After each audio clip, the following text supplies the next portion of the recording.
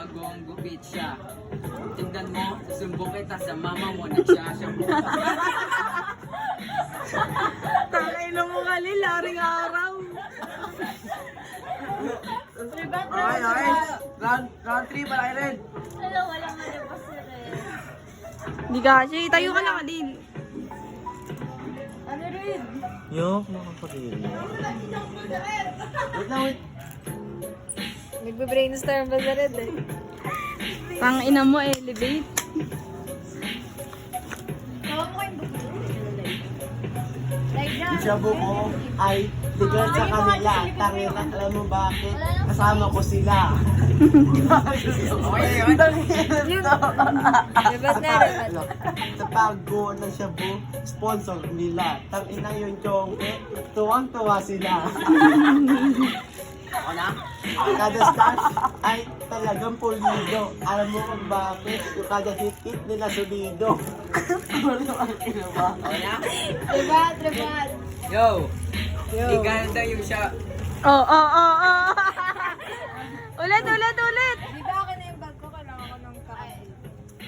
Gusto ko nagpapatay. Yo, sabi niya legal daw yung shabu. Dinamay pa yung mama niya at saka papa. Alam mo, susumbong kita, bukod sa shabu, nagchuchoke ka pa.